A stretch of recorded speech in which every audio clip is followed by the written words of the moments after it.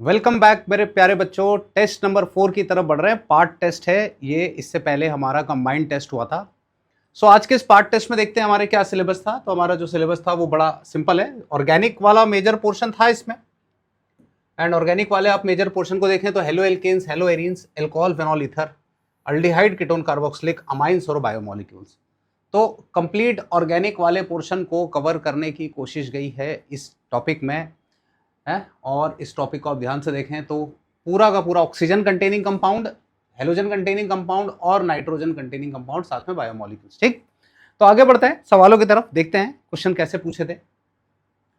सबसे पहला क्वेश्चन बोला है आपसे reactivity order of halides for dehydrohalogenation. देखो, डीहाइड्रोहेलोजिनेशन का मतलब वो होता है removal of hydrogen and halogen.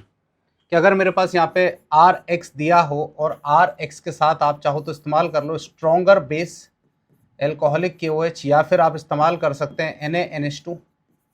तो यहाँ पर आपको जो प्रोडक्ट मिलता है वो अल्कीन मिलता है, और इस पर्टिकुलर रिएक्शन को ही हम डीहाइड्रोहेलोजिनेशन कहते हैं।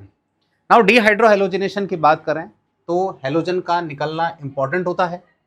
यहाँ पे जो हेलोजन निकल रहा है ये अपने आप में एक टाइप के लिविंग ग्रुप की तरह काम करता है, और जब ये अपने आप में लिविंग ग्रुप की तरह काम करता है, आपका जो हेलोजन दिख रहा है, तो आपको ध्यान रखना है इस पर्टिकुलर केस में RI की रिएक्टिविटी सबसे ज़्यादा आ जाएगी, फिर RBr, फिर RCl और फिर RF। बात समझे? RI जो रहेगा उसकी रिएक्टिविटी आप देखेंगे सबसे ज़्यादा आएगी, क्योंकि आयोडीन सबसे इजीली बाहर निकलेगा, सबसे बेटर लिविंग ग्रुप है, सबसे इजीली बाहर निकलेगा, इसलिए RI, RBr, RCl, RF। तो उस हिसाब से आप देखें तो आपका जो आंसर आएगा वो ये आ जाएगा, दैट इज बी आंसर। ठीक है, क्वेश्चन नंबर 46 की बात करते हैं।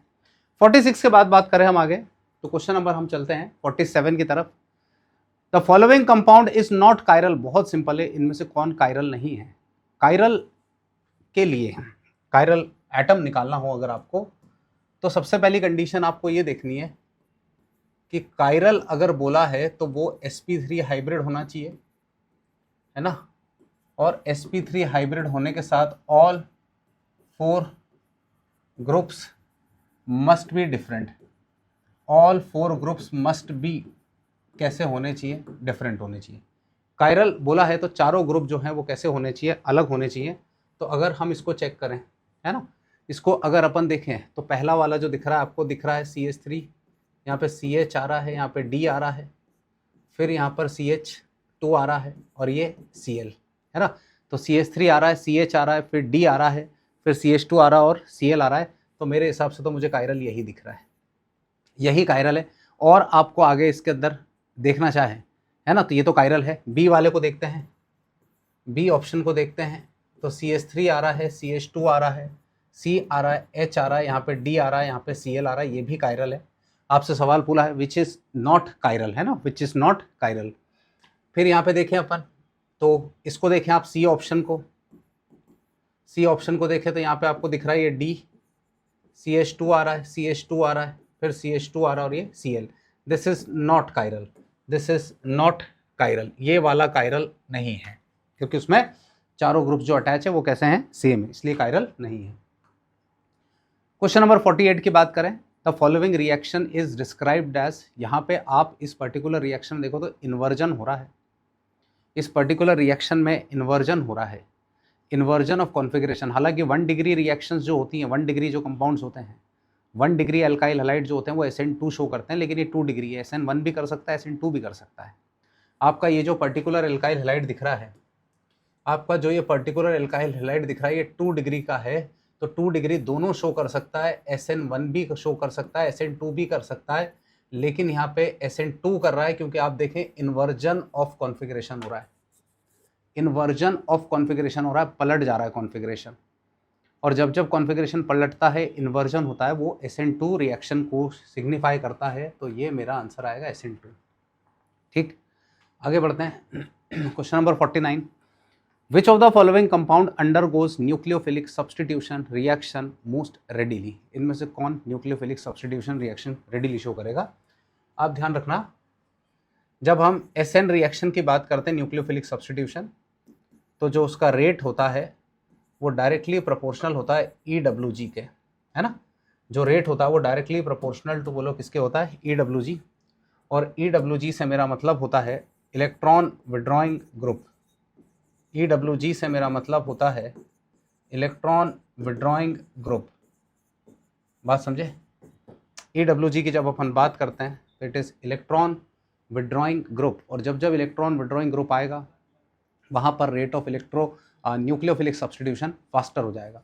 तो इलेक्ट्रॉन विड्रॉइंग ग्रुप की अगर मैं बात करता हूँ आपसे, तो ये इलेक्ट्रॉन विड्रॉइंग ग्रुप है, ये ERG है प्लस H इफेक्ट के कारण, यहाँ पे कुछ नहीं है, यहाँ पे ERG है प्लस M के कारण।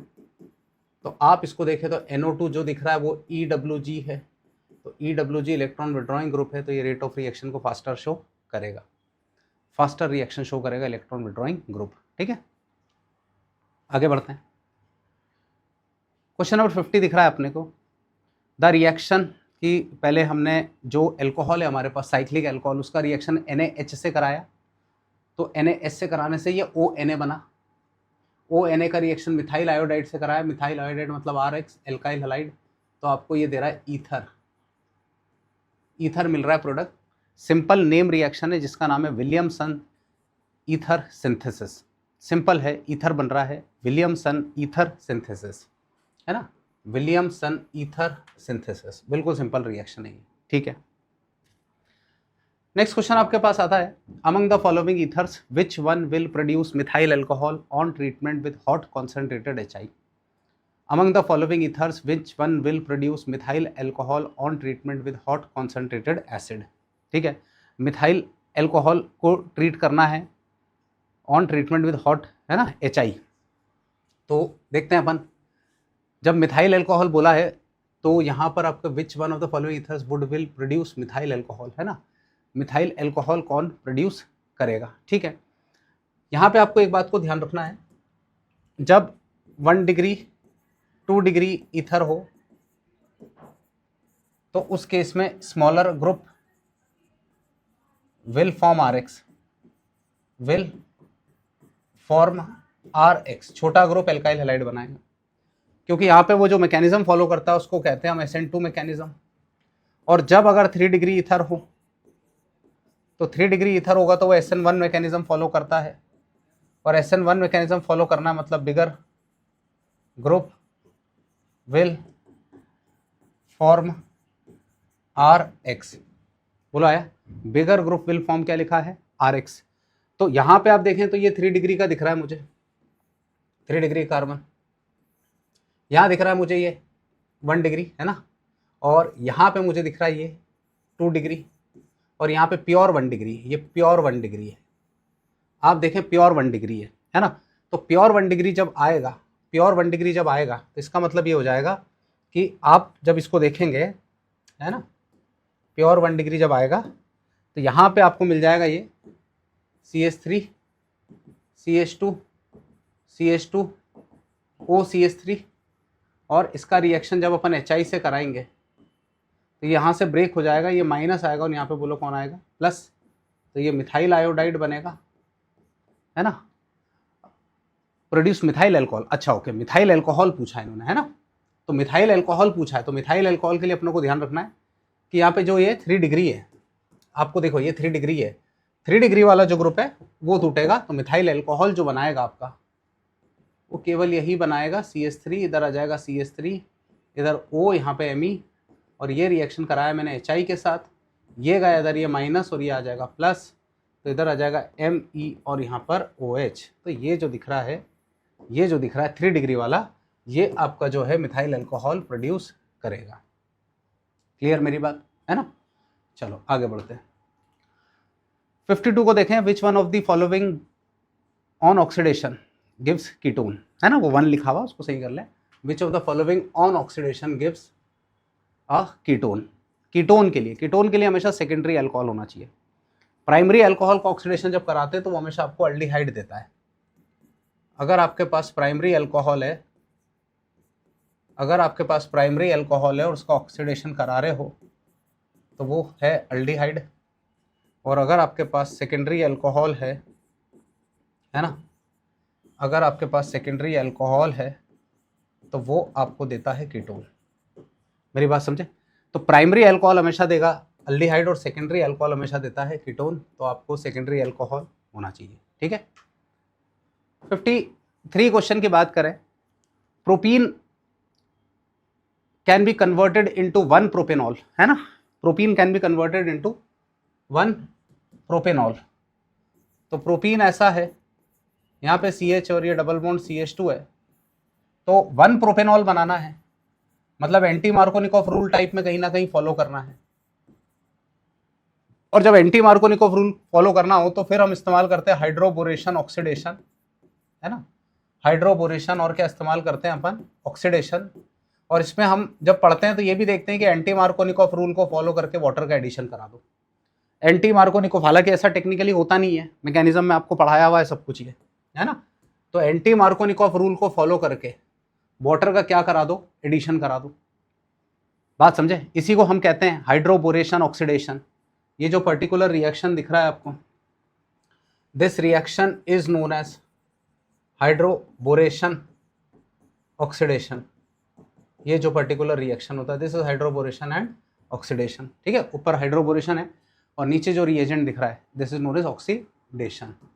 तो आप इस तरीके से इस पर्टिकुलर रिएक्शन को करा सकते हैं। क्वेश्चन नंबर 52 बोला है the vitamin B12, vitamin B12 मतलब साइनोकोबालामाइन होता है, साइनोकोबालामाइन मतलब कोबाल्ट, है ना। Vitamin B12 is साइनोकोबालामाइन, साइनोकोबालामाइन vitamin B12 मतलब इसके अंदर कोबाल्ट। ये सिंपल याद करने वाली चीजें हैं, बायोलॉजी के स्टूडेंट को पता होना चाहिए। चलिए बच्चों, क्वेश्चन नंबर 56 को देखते हैं। The number of chiral carbon in beta D plus glucose. पहले तो बीटा डी प्लस ग्लूकोज को देखें अपन, है ना। और बीटा डी प्लस ग्लूकोज के बारे में अगर अपन जब बात करते हैं, ये क्या हो गया, एक मिनट। तो बीटा डी प्लस ग्लूकोज के बारे में जब बात करें तो बीटा डी प्लस ग्लूकोज जो आपको दिखेगा वो कुछ ऐसा रहेगा। यहाँ पर CH2OH आ जाता है, ठीक है, यहाँ पर ये O रहेगा एंड ये ऐसा, यहाँ पर H, यहाँ पर OH, फिर यहाँ पर H, ठीक है, एंड यहाँ पर चलें अपन तो यहाँ पर OH, यहाँ पर H, फिर यहाँ पर OH, यहाँ पर H, है ना। और अगर अपन देखें यहाँ पे तो इधर एक C मान लें अपन, ये यहाँ पे कार्बन है, ठीक है, और ये कुछ ऐसा आएगा। और बीटा डी प्लस बोला है तो बीटा डी प्लस बोलने का मतलब यहाँ पे OH होगा और यहाँ पे क्या आ जाएगा, H, है ना। आप देखें तो काउंट करेंगे तो 1 2 3, ये 4, ये 5 और एक 6। कायरल सेंटर्स पूछें आपसे कितने कायरल सेंटर है, तो कायरल सेंटर आप देखेंगे तो ये 1, ये 2, ये 3, ये 4 और ये 5। तो टोटल मिलाकर जो इसमें 5 कायरल सेंटर आएंगे बीटा डी प्लस ग्लूकोज में, ठीक है, beta D plus glucose. In a protein molecule various amino acids are link together by, direct question है, इसमें बहुत ज़्यादा एक्सप्लेनेशन की जरूरत नहीं है। That is known as peptide bond, है ना। पेप्टाइड बॉन्ड बनता है प्रोटीन में जो अल्फा अमीनो एसिड को आपस में कनेक्ट करता है। आगे बढ़ते हैं। Which one of the following on treatment with 50% of aqueous NaOH yield corresponding alcohol. 50% of aqueous NaOH corresponding alcohol and acid. तो अगर आप इस रिएक्शन को ध्यान से देखें तो आपको एक बात समझ में आएगी कि ये एक टाइप का कैनिजारो रिएक्शन है ना। ये एक टाइप का कैनिजारो रिएक्शन है। और कैनिजारो रिएक्शन की अगर बात करें तो आपके पास अल्डिहाइड होते हैं 2 मोल्स, और इस अल्डिहाइड को हम पास करते हैं 50%, बोलो कितना है, KOH, है ना। और 50% KOH से जब पास करते हैं तो ये जो दिख रहा है SCHO, ये आपको देगा CH3COH एक, है ना। और एक आपको जो देगा वो अल्कोहल देगा, मतलब एक टाइप का डिसप्रपोर्शनेशन रिएक्शन है। डिसप्रपोर्शनेशन रिएक्शन है कैनिजारो रिएक्शन। और ऐसे अल्डिहाइड्स देते हैं जिनके पास अल्फा हाइड्रोजन नहीं होता है। ऐसे अल्डिहाइड शो करते हैं जिनके पास अल्फा हाइड्रोजन नहीं होता है। तो अल्फा हाइड्रोजन नहीं होना मतलब ये दिख रहा है जो बेंजल्डिहाइड, इसके पास अल्फा हाइड्रोजन नहीं है। और अल्फा हाइड्रोजन अगर नहीं है तो ये आपको इस पर्टिकुलर कैनिजारो रिएक्शन को ये शो करेगा। और जब ये शो करेगा तो एक आपको मिल जाएगा यहाँ पे बेंजोइक एसिड, उसका सॉल्ट, और एक मिलेगा आपको benzyl alcohol, that is CH2OH, ठीक है। तो कैनिजारो रिएक्शन है, वेरी सिंपल, ठीक है। आगे बढ़ते हैं। 59 क्वेश्चन बोला है match the compound given in the list 1 with their characteristic reaction in list 2।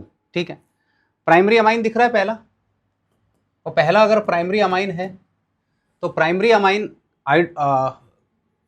Carbyl amine test देता है। कार्बाइल अमाइन टेस्ट का मतलब आइसोसाइनेट बनाता है और फाउल स्मेलिंग सब्सटेंस मिलता है। बात समझे। दूसरा है alkyne, alkyne gives Tollens test, white PPT देगा AgNO3 के साथ में। ठीक है, उसके बाद बोला है 2 डिग्री का एल्कोहल है तो ये आ जाएगा, और एल्कलाइन हाइड्रोलिसिस मतलब ईस्टर है तो ये आएगा, है ना। तो आप देखें जरा 1 का जो मिल रहा है आपको, ए का आ रहा है आपका सेकंड, है ना, ए का सेकंड आ रहा है, तो ए का अगर सेकंड आ रहा है तो ये 2 ऑप्शन तो आपके चले गए। ए का सेकंड आ रहा है और बी जो है उसका वो थर्ड आ रहा है, ए का सेकंड और बी का थर्ड, ए का सेकंड और बी का थर्ड और सी का फर्स्ट आ रहा है, that is C answer. 1 degree के अमाइन जितने भी होते हैं वो सारे कौन सा टेस्ट देते हैं आपके, कार्बाइल अमाइन टेस्ट, या उसको कहते हैं हम आइसोसाइनेट टेस्ट भी कहते हैं। ठीक है, नेक्स्ट क्वेश्चन, यहाँ पे आप एक पर्टिकुलर रिएक्शन देख रहे हैं, है ना, और इस रिएक्शन को मैं आपको लिखकर भी बताता हूँ क्या होता है इसके अंदर। यहाँ पे ये ऐसा होता है RC डबल बॉन्ड OH, और ये अमोनिया का डेरिवेटिव है, इसको न्यूक्लियोफिलिक एडिशन कहते हैं, है ना। ये H+ के प्रेजेंस में होता है, और जब ये रिएक्शन H+ के प्रेजेंस में होता है तो यहाँ से आपका H2O बाहर हो जाता है, यहाँ से आपका H2O बाहर होता है, और जैसे यहाँ से H2O बाहर हो जाएगा तो ये बन जाएगा आपका RCH double bond N single bond NH2, ऐसा बनेगा। ठीक है, फिर हम इसको पास करते हैं KOH ग्लाइकॉल से, है ना, फिर हम इसको पास जो करते हैं वो पास करते हैं KOH और ग्लाइकॉल एलिमिनेशन के लिए। तो आपको बता दें कि यहाँ से ये N2 बाहर हो जाता है ना, यहाँ से जो है ये N2 बाहर होता है ना। आगे जो रिएक्शन आप करा रहे हैं यहाँ पे, तो वैसे तो ये जो है ये आगे जो रिएक्शन बन रही है this is Wolff Kishner reaction, है ना। ये जो रिएक्शन होती है इसको अपन कहते हैं वुल्फ किश्नर रिएक्शन, लेकिन आपसे पूछा है कि केवल यहाँ से यहाँ तक जो रिएक्शन है वो क्या फॉलो कर रहा है इतने पार्ट में, क्योंकि आप देख रहे हैं कि यहाँ से H2O भी बाहर जा रहा है, तो it is a type of addition elimination, nucleophilic addition elimination, it is a type of nucleophilic addition and elimination reaction. Clear है, ठीक है, आगे बढ़ते हैं। क्वेश्चन नंबर अगला जो दिख रहा है, reagent use for separation of acetaldehyde from acetophenone, है ना। प्योरिफिकेशन ऑफ एसिटाल्डिहाइड बोला है एसिटोफिनोन से, आप इसको देखेंगे तो आपको ये एसिटोफिनोन नजर आता है, दिस इज एसिटोफिनोन, और आपको बोला एसिटाल्डिहाइड। तो इस पर्टिकुलर रिएक्शन के लिए हम इस्तेमाल करते हैं NaHSO3। NaHSO3 जो होता है सोडियम बाईसल्फाइड एडिशन प्रोडक्ट बनाता है। सोडियम बाईसल्फाइड जो होता है इसका यूज़ करके हम किसी भी एल्डिहाइड का प्योरिफिकेशन करा सकते हैं। तो डेफिनेटली जो आपका आंसर आएगा इस पर्टिकुलर केस में वो आ जाएगा, दैट इज NaHSO3। ठीक है, आगे बढ़ता हूँ।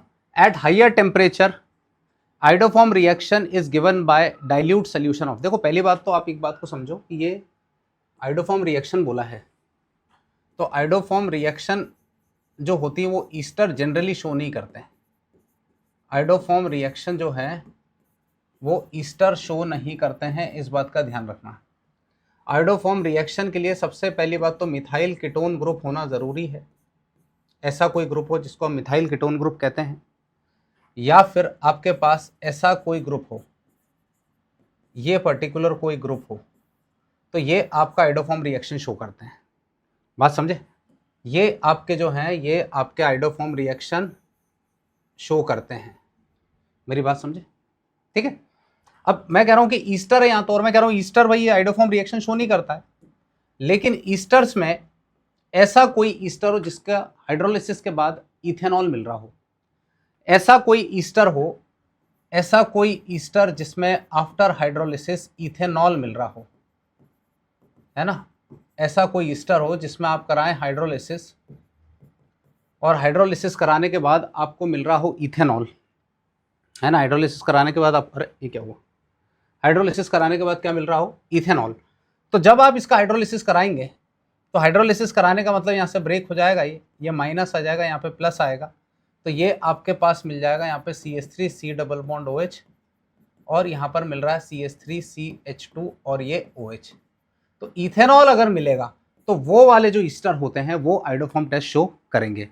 ऐसे ईस्टर जो आफ्टर हाइड्रोलिसिस इथेनॉल प्रोड्यूस कर रहे हो तो वो आपका शो करेंगे।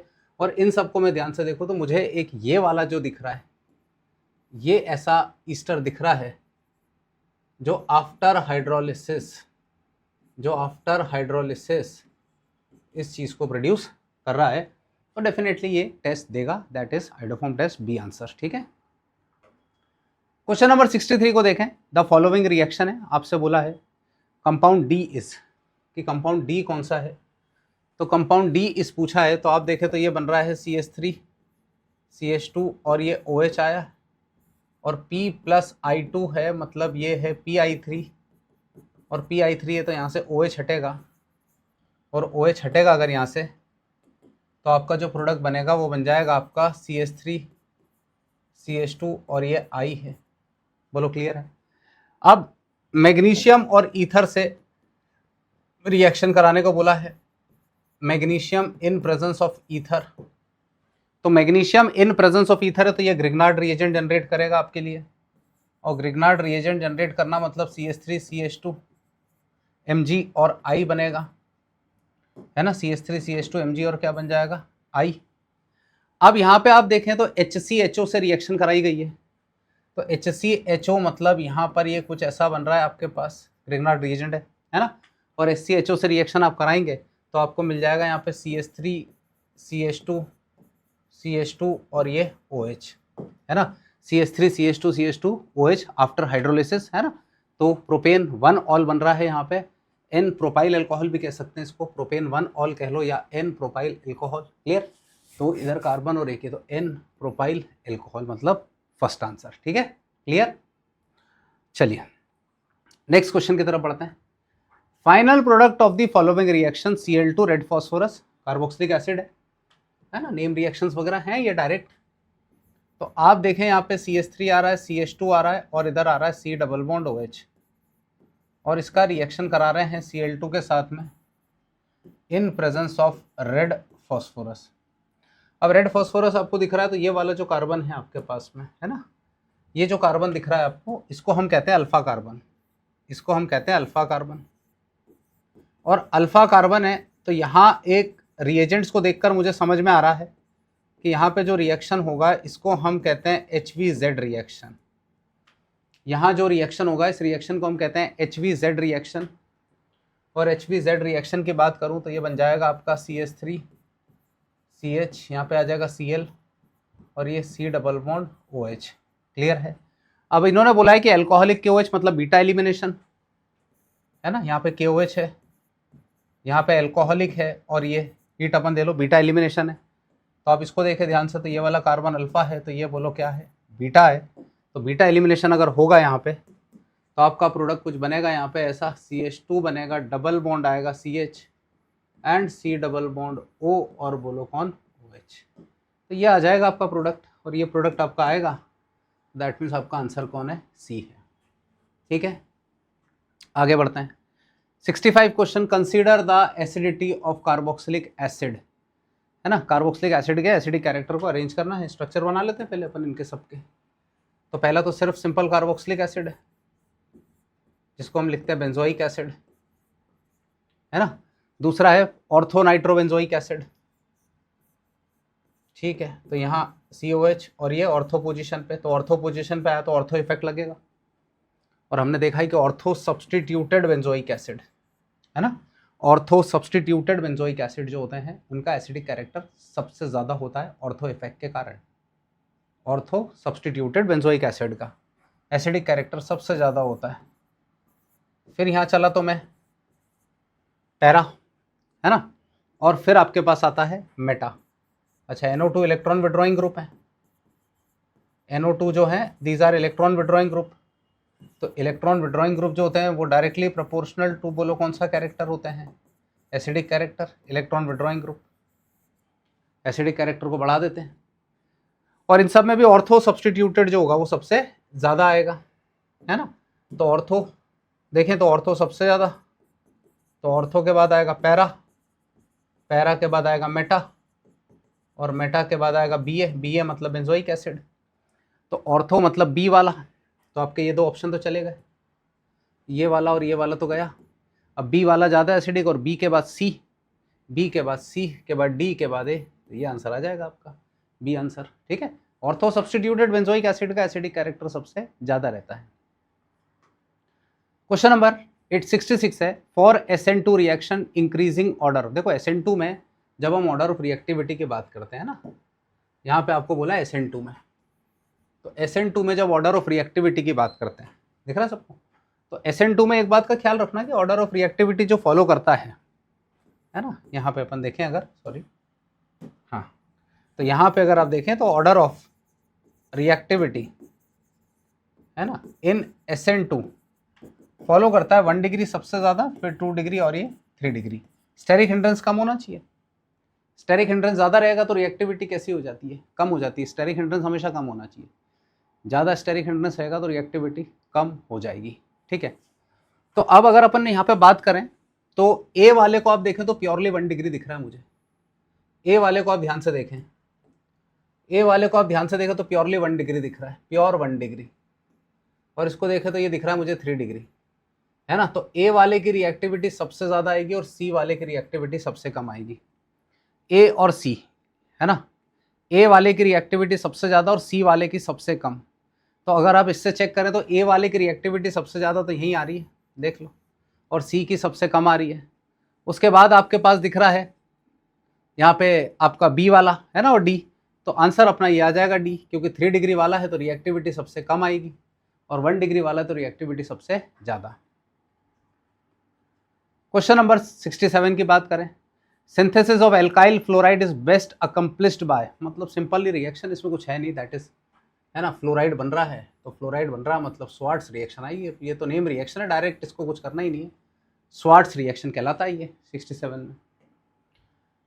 क्वेश्चन नंबर 68 बोला है, in the following reaction the major product formed. ठीक है, द मेजर प्रोडक्ट फॉर्म बोला है ना, तो यहाँ पे आप देखें ध्यान से तो ये कुछ ऐसा आ रहा है, OCH3 आ रहा है, और OCH3 है तो ये एक इफेक्ट शो करता है जिसको प्लस M इफेक्ट शो कहते हैं।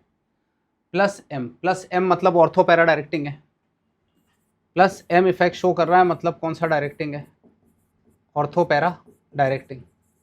और फ्रिडल क्राफ्ट का असाइलेशन करा रहे हैं हम यहाँ, फ्रिडल क्राफ्ट का असाइलेशन करा रहे हैं हम यहाँ पर, है ना, फ्रिडल क्राफ्ट का असाइलेशन करा रहे हैं, फ्रिडल क्राफ्ट का असाइलेशन कराएंगे और हम यहाँ पे यूज़ कर रहे हैं anhydrous, that is known as AlCl3। Anhydrous क्या इस्तेमाल कर रहे हो, AlCl3, तो ये ब्रेक होगा यहाँ से, है ना, यहाँ से ये ब्रेक हो जाएगा आपका इस तरीके से ये, और ये माइनस आएगा और यहाँ पे प्लस आएगा और पॉजिटिव जो है अटैक करेगा, बिकॉज ये एक टाइप की ESR को फॉलो करता है। ESR मतलब होता है electrophilic substitution reaction.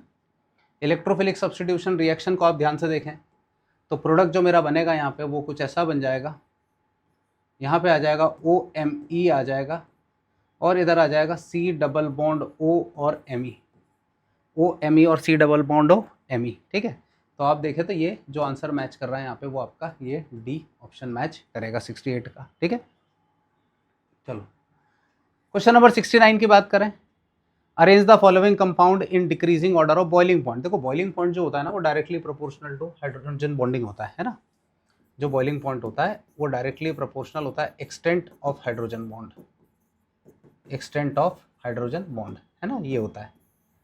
And generally अपन बात करें तो सबसे ज़्यादा जो आता है वो एल्कोहल में आएगा, एल्कोहल के बाद आता है एल्डिहाइड, ठीक है, कीटोन, फिर आता है ईथर और फिर आता है अल्केन्स। अल्केन्स में तो कोई हाइड्रोजन बॉन्ड होता ही नहीं, वंडरवॉल बॉन्ड होता है। अल्केन्स में किसी टाइप का कोई हाइड्रोजन बॉन्डिंग नहीं होता है। तो सबसे ज़्यादा एल्कोहल, एल्कोहल मतलब डी, है ना, सबसे ज़्यादा जो आएगा वो एल्कोहल आएगा।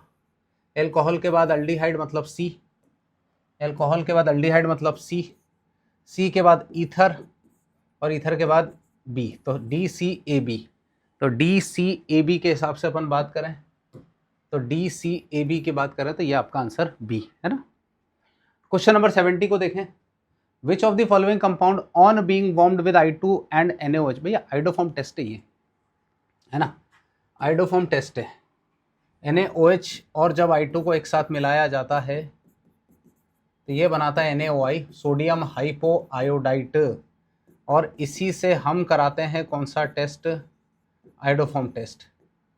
आइडोफॉर्म टेस्ट के लिए दो बातें होना जरूरी है, एक तो मिथाइल कीटोन ग्रुप का होना जरूरी है, इस ग्रुप को हम कहते हैं, इस ग्रुप को हम कहते हैं मिथाइल कीटोन, इस ग्रुप को हम कहते हैं मिथाइल कीटोन। और दूसरी बात जो है, ये जो दिख रहा है मिथाइल कीटोन के बाद इसको हम कहते हैं, अगला जो है आपका एल्कोहल में ऐसा अगर ग्रुप आ रहा है तो ये भी ये आइडोफॉर्म टेस्ट देगा, है ना।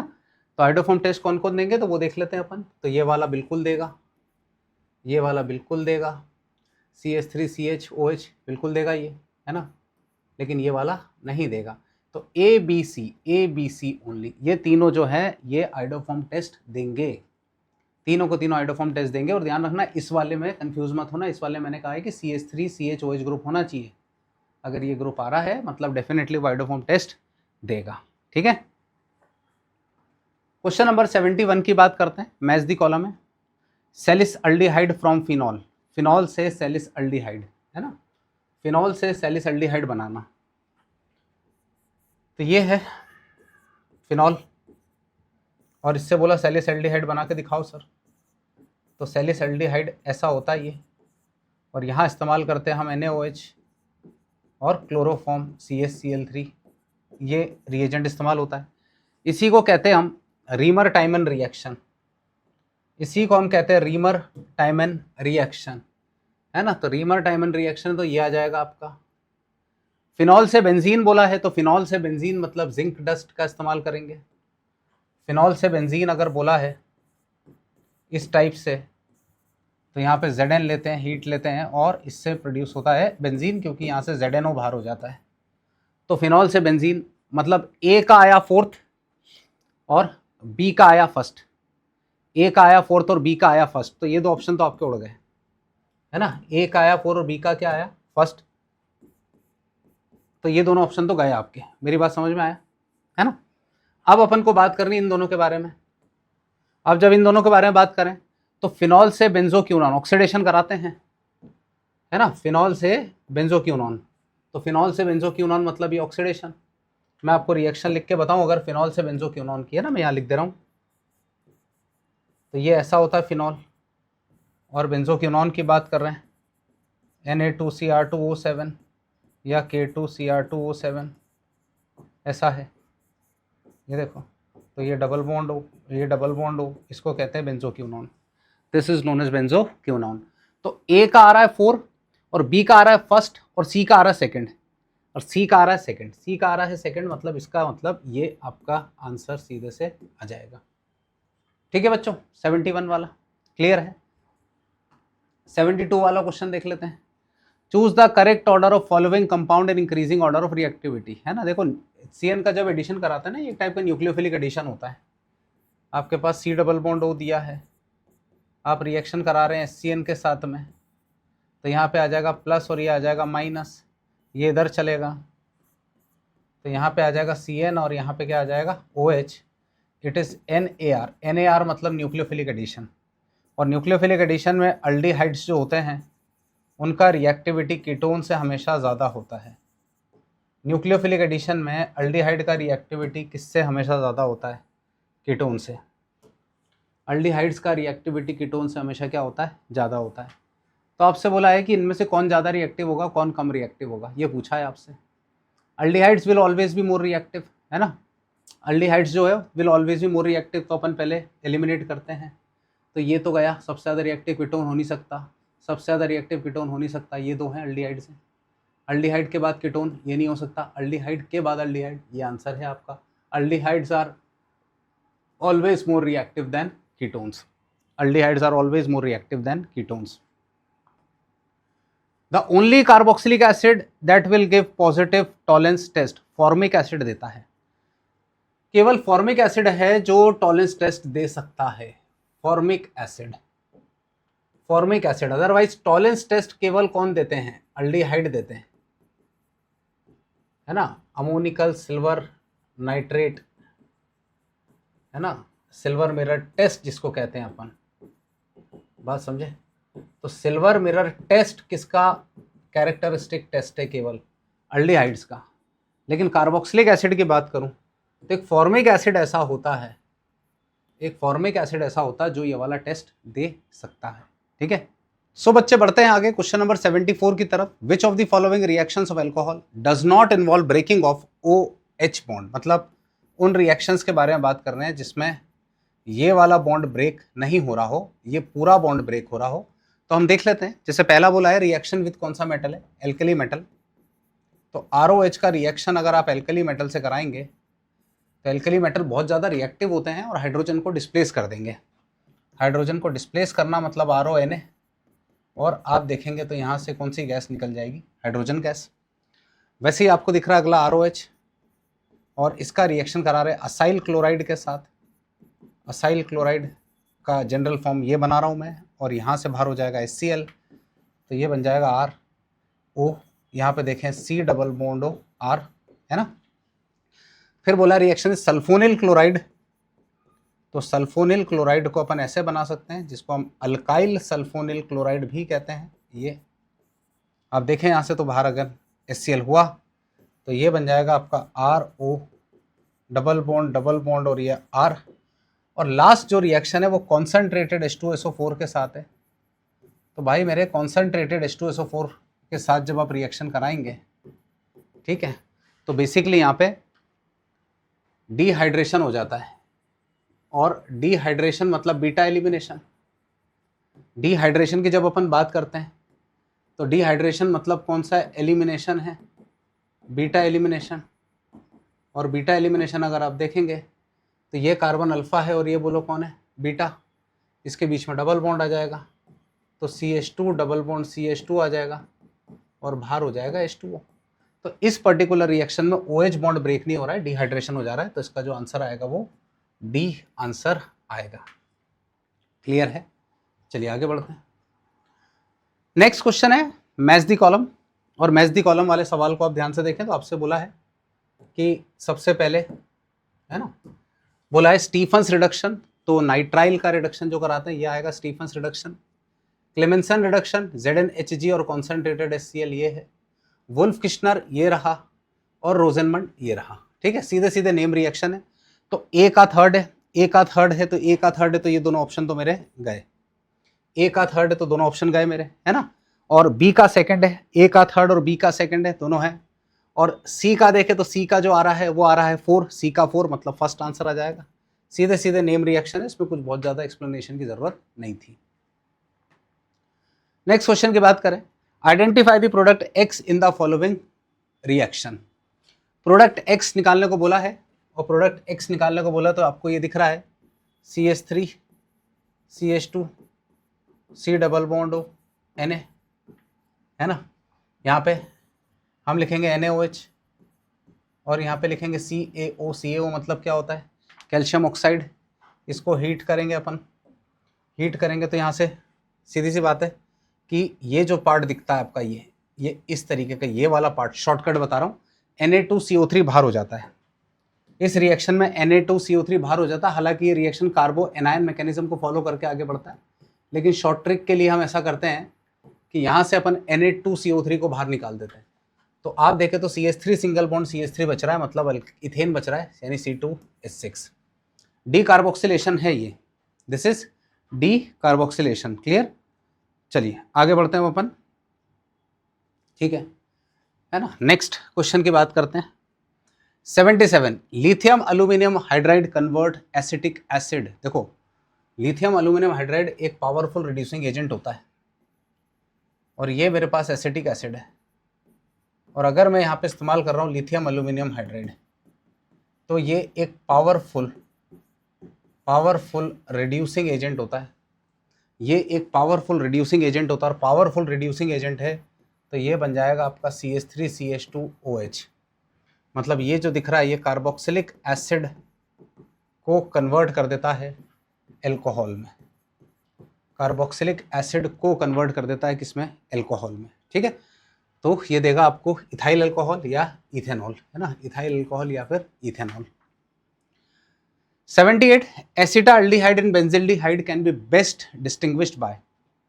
देखो फेलिंग सोल्यूशन जो होता है ना, फेलिंग टेस्ट, वो एरोमेटिक अल्डिहाइड नहीं देते हैं, ध्यान रखना, है ना। फेलिंग टेस्ट जो होता है, कौन सा टेस्ट, फेलिंग टेस्ट, ये एरोमेटिक अल्डिहाइड नहीं देते। एरोमेटिक मतलब बेंजीन रिंग वाले, एरोमेटिक अल्डिहाइड ये पर्टिकुलर टेस्ट नहीं देते हैं। तो आपसे डिस्टिंग्विश करने का बोला है एसिड अल्डिहाइड और बेंजल्डिहाइड, है ना, एसिड अल्डिहाइड और बेंजल्डिहाइड, तो ये नहीं देगा, ये देगा। तो एरोमेटिक अल्डिहाइड जो होते हैं वो ये टेस्ट नहीं देते हैं, दैट इज फेलिंग टेस्ट, कर सकते हैं डिस्टिंग्विश। नेक्स्ट क्वेश्चन है नेम द गिवन रिएक्शन। तो गिवन रिएक्शन में आपके रिएजेंट हैं क्लोरोफॉर्म एंड NaOH, ठीक है, आपके रिएजेंट जो है, सॉरी, क्लोरोफॉर्म और NaOH है, और फिनॉल से बनाया है सेलिस अल्डिहाइड, फिनॉल से बनाया सेलिस अल्डिहाइड, है ना, क्लोरोफॉर्म और NaOH है और फिनॉल से बनाया है सेलिस अल्डिहाइड। तो this is simple reamer टाइमन reaction, this is simple reamer टाइमन reaction, ठीक है। चलिए मैच दी कॉलम है, फिर से इस बार अच्छे क्वेश्चन है, मैच दी कॉलम है, थोड़ा सा सोचना पड़ेगा। तो यहाँ पे देखिए मैच दी कॉलम के बारे में बात करें अगर, तो टॉलेंस रिएजेंट होता है अमोनिकल सिल्वर नाइट्रेट, है ना। उसके बाद फेलिंग सोल्यूशन है आपका रोशेल सॉल्ट, है ना, लुकास रिएजेंट ये रहा, और जोन्स रिएजेंट ये रहा, और फेलिंग ये रहा, ठीक है। तो ए का आ रहा है 3rd और बी का आ रहा है 4, ए का 3rd और बी का 4, ए का 3rd आ रहा है ना, तो ये वाले दोनों ऑप्शन तो चलेगा आपके, ये दोनों, ए का 3rd आ रहा है और बी का 4, मतलब यही है, ए का 3rd, बी का 4, सी का 2nd, बिल्कुल ठीक है ना, सिंपल सा रिएजेंट है। चलिए Hofmann bromamide degradation reaction is shown by amide. Hofmann bromamide जो है वो अमाइड शो करते हैं, Hoffmann bromamide reaction amide show करेंगे, और इसमें हम इस्तेमाल करते हैं Br2 और साथ में इस्तेमाल करते हैं KOH, और यहाँ पे आपको मिलता है प्रोडक्ट में NH2 जो मेन प्रोडक्ट है। दिस इज हॉफमैन ब्रोमामाइड, तो अमाइड है ना, तो आपका जो आंसर आएगा वही आएगा, amide Hofmann bromamide reaction show करते हैं। नेक्स्ट क्वेश्चन की बात करता हूँ, positive carbylamine test primary amine देंगे, positive carbylamine test, positive carbylamine test कौन से डिग्री के अमाइन देते हैं, 1 डिग्री के अमाइन, 1 डिग्री के अमाइन कार्बाइल अमाइन टेस्ट देते हैं। जैसे आपको RNH2 दिया है तो आप इसका रिएक्शन कराएंगे क्लोरोफॉर्म और KOH के साथ में, और ये एक फाउल स्मेलिंग सब्सटेंस बनाता है जिसको आइसोसाइनाइड कहते हैं। आइसोसाइनाइड एक टाइप का कैसा सब्सटेंस होता है, फाउल स्मेलिंग सब्सटेंस। आइसोसाइनाइड एक टाइप का फाउल स्मेलिंग सब्सटेंस होता है। केवल प्राइमरी अमाइन देंगे, तो जैसे आपको यहाँ ऑप्शन दिख रहा है, तो पहला ऑप्शन इन्होंने बोला है N methyl aniline, N methyl aniline, तो ये NMe आया, N मिथाइल एनिलीन, ये तो 2 डिग्री का, ये तो ये वाला टेस्ट नहीं देगा। उसके बाद NN dimethyl aniline, NN dimethyl aniline, यहाँ पे Me है, यहाँ पे Me है, ये भी नहीं देगा। Try ethyl amine, try ethyl amine, तो ये इथाइल, ये N, ये इथाइल, ये इथाइल नहीं देगा, है ना। आंसर आपके पास बचता है लास्ट वाला, जो लास्ट वाला दिख रहा है, इस लास्ट वाले को देखें तो पैरा मिथाइल, है ना, यहाँ पे मिथाइल आ रहा है, और बेंजाइल एनिलीन ये आया, बेंजाइल अमाइन, है ना, बेंजाइल अमाइन, तो ये 1 डिग्री का अमाइन है, प्राइमरी अमाइन, तो प्राइमरी अमाइन ही ये वाला टेस्ट देगा, ये वाला जो टेस्ट है ये प्राइमरी अमाइन देगा, CH2NH2, ध्यान रखना, बेंजाइल, ठीक है। चलिए नेक्स्ट क्वेश्चन है, which of the following reactions are correct, इनमें से कौन सी रिएक्शन करेक्ट है, चलो देखते हैं। तो बच्चों पहली रिएक्शन जो दिख रही है इसको ध्यान से देखो, तो NO2 का ऑक्सीडेशन कराने से अमाइन गलत, नाइट्रो का ऑक्सीडेशन कराने से अमाइन नहीं मिलेगा। NO2 ग्रुप का ऑक्सीडेशन करा रहे, KMNO4 एक टाइप का ऑक्सीडाइजिंग एजेंट होता है, KMNO4 एक टाइप का ऑक्सीडाइजिंग एजेंट है, रिडक्शन करना पड़ेगा, तो ये तो नहीं हो सकती। नाइट्रो ग्रुप का रिडक्शन कराया RNH2, बिल्कुल सही है, ये हो सकता है। नाइट्रो का रिडक्शन करा रहे हो टिन और HCl के प्रेजेंस में, तो अमाइंस देगा डेफिनेटली। RCN का हाइड्रोलिसिस कराएंगे तो अमाइन गलत है, कार्बोक्सिलिक एसिड मिलता है। नाइट्राइल का हाइड्रोलिसिस जब कराते हैं, नाइट्राइल का हाइड्रोलिसिस जब कराएंगे तो कार्बोक्सिलिक एसिड मिलता है, ध्यान रखिएगा। तो ये चीज़ पॉसिबल नहीं है। नाइट्राइल का रिडक्शन से बिल्कुल सही है। लिथियम एल्यूमिनियम हाइड्रेट बिल्कुल सही है। तो B D and E, B D and E, B D और कौन दिख रहा है, ई, है ना। अमाइड का लिथियम एल्यूमिनियम हाइड्रेट से रिडक्शन प्राइमरी अमाइन दे रहा है यहाँ पे। चलिए question number 84, predict the product for the following reaction. Product बताना है आपको। Predict the product. CONH2 Meta directing group है, CONH2 मेटा डायरेक्टिंग ग्रुप है, अमाइड है। यहाँ पर C डबल बॉन्ड हो, NH2 मेटा डायरेक्टिंग ग्रुप है, तो ये Br मेटा पोजीशन पे आएगा, Br विल अपीयर, है ना। लेकिन इसमें गड़बड़ी ये है कि मैं इसको देख गया, गड़बड़ है इसमें, समझो आराम से।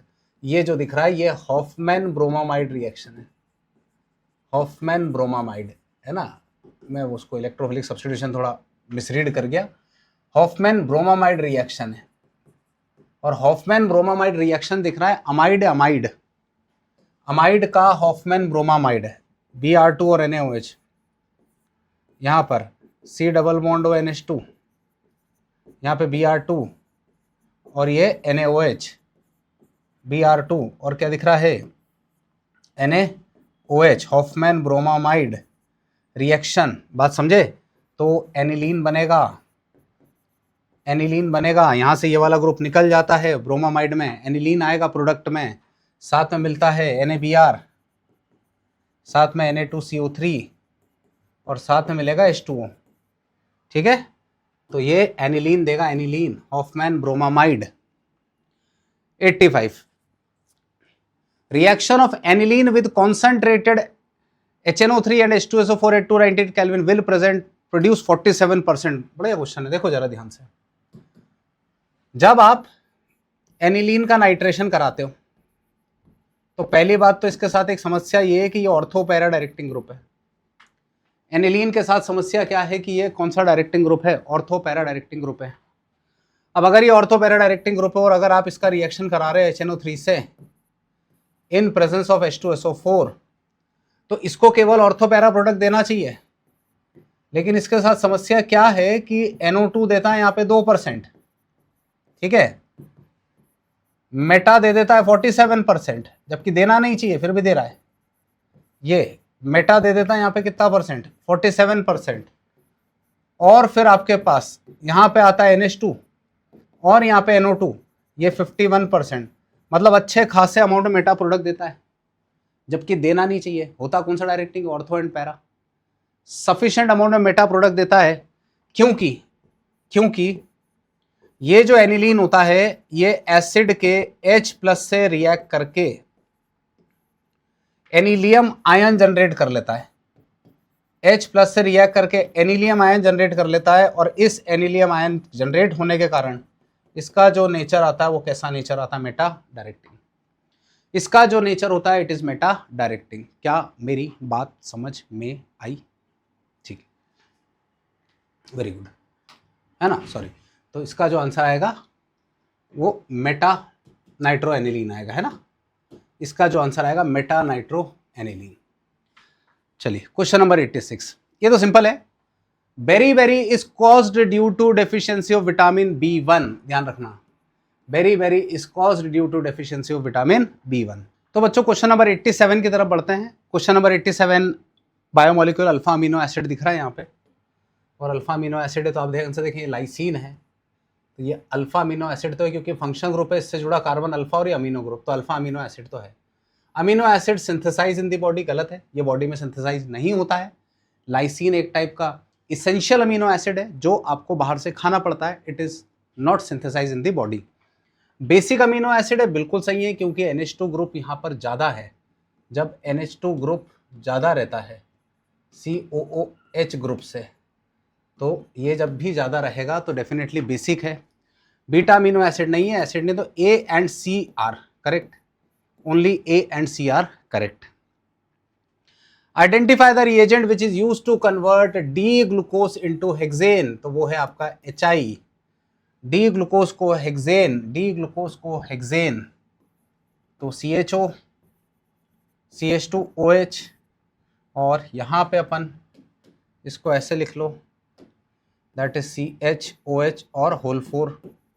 तो जब अपन इसको HI से रिएक्ट कराएंगे और हीट से पास करते हैं तो ये N हेक्सेन बना देगा, N हेक्सेन, है ना, क्लियर है।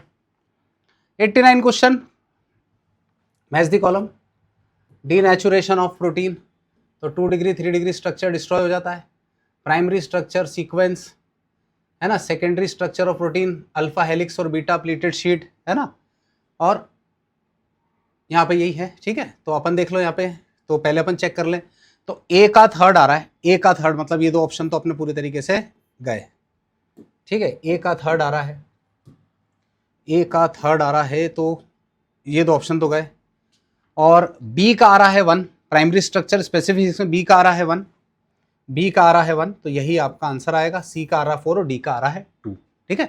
सेकेंडरी स्ट्रक्चर ऑफ प्रोटीन, है ना, और जो सी आ रहा है, सी का आ रहा है 4 पॉलीपेप्टाइड, क्लियर एकदम। 89 सिंपल बायोमोलिक्यूल का क्वेश्चन था, ठीक।